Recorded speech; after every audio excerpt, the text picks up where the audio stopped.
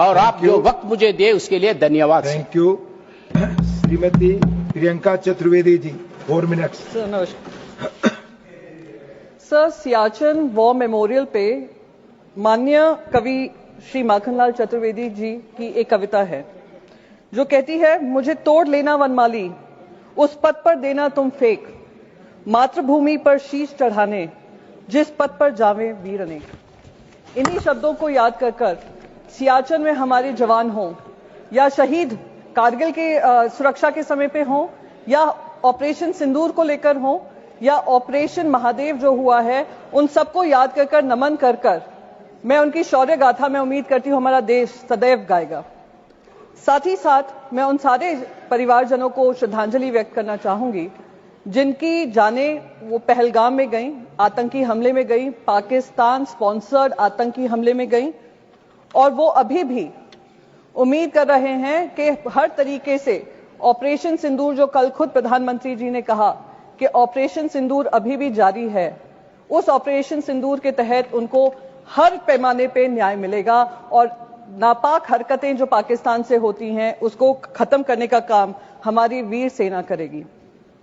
Sir, कल प्रधानमंत्री जी ने ऑपरेशन सिंदूर के बारे में कहा वो अभी भी जारी है और मैं उनका शुक्रिया अदा करती हूं कि उन्होंने देश को याद दिलाया कि ऑपरेशन सिंदूर में जो हमारी सेना ने किया वो अब तक खत्म नहीं हुआ है, हम इनकी नापाक हरकतों को खत्म करेंगे। पर कुछ सुझाव मेरे भी हैं। जब पहलगाम हुआ था मेरे मन में भी बहुत सवाल थे। 2 हफ्ते पहले वहां पे गृह मंत्री जी गए थे और उन्होंने कहा था आतंकवाद को बिल्कुल समाप्त कर दिया है। 2019 में जब 370 धारा हटी थी, कौन भूल सकता है गृह मंत्री के वो शब्द जहां उन्होंने कहा था पीओके के लिए हम जान भी दे देंगे। तिरंगा यात्रा हुआ था, हम पार्लियामेंट्री डेलीगेशन जब गया था, हम जाने से पहले तिरंगा यात्रा हुआ था जिसमें गृह मंत्री ने कहा अब बातचीत पाकिस्तान से होगी तो सिर्फ पीओके को लेकर होगी। तो जब ऑपरेशन सिंदूर जारी था और अचानक से उस पर फुल स्टॉप लगा, मन में सवाल तभी भी था कि क्या हुआ जिस वजह से हमें ये सीज फायर करना पड़ा, क्योंकि हम सिर्फ पीओके की बात करना चाह रहे थे। तो अब क्योंकि ऑपरेशन सिंदूर जारी है और प्रधानमंत्री जी ने ये कहा है, तो मैं बस 2-3 चीजें उनके सामने कहना चाहूंगी। सर, ऑपरेशन सिंदूर का हर हिस्सा, चाहे वो फिल्म इंडस्ट्री हो, चाहे वहां की न्यूज चैनल्स हो, चाहे उनके इन्फ्लुएंसर्स हो, हमने सब पे पाबंदी लगाई। सर, अब समय आ गया है कि क्रिकेट पर भी पाबंदी लगनी चाहिए। सर, हमारे विदेश मंत्री ने कहा कि मैं गर्व होता है इस बात का कि मैं उस पार्लियामेंट्री डेलीगेशन में शामिल थी जिसकी जिम्मेदारी मुझे सरकार ने दी थी। हम 33 देशों में गए। मिनिस्टर ऑफ एक्सटर्नल अफेयर्स कह रहे थे करीब 100 देशों से बातचीत हुई। मैं तो कह रही हूं गृह मंत्री जी से, सर आपको बहुत जगह फोन करने की जरूरत नहीं पड़ेगी, एक इंटरकॉम पे ही फोन कर लेंगे।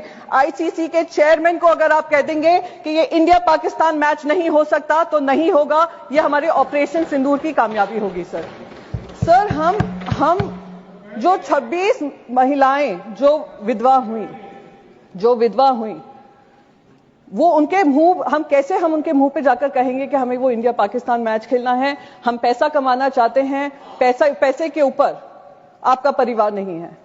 तो मैं बस यही रिक्वेस्ट करूंगी, एक ऑपरेशन सिंदूर वो होना चाहिए।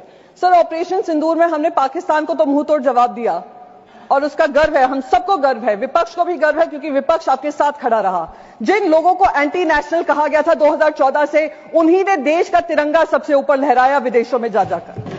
मेरे को उसका गर्व महसूस होता है। सर, पर जो हमारे यहां पर पहलगाम को लेकर इंटेलिजेंस फेलियर हुआ उसकी जवाबदेही किसी ने ली? सर, क्या हमारे इंटेलिजेंस चीफ का इस्तीफा मांगा गया? जी सर, मैं खत्म ही कर दूंगी, मैं ज्यादा समय नहीं लूंगी। सर, बस 20 सेकेंड में खत्म कर दूं। सर, उस इंपॉर्टेंट मिशन का हिस्सा थी। इंटेलिजेंस फेलियर जो हुआ उसके तहत किसी ने भी इसकी जिम्मेदारी लेते हुए इस्तीफा लिया? इस्तीफा होने चाहिए सर। तब तक ये ऑपरेशन सिंदूर कंप्लीट नहीं होगा जब तक आउटसाइड वर्ल्ड को तो हमने पाकिस्तान को 2 टूक जवाब देकर अकाउंटेबिलिटी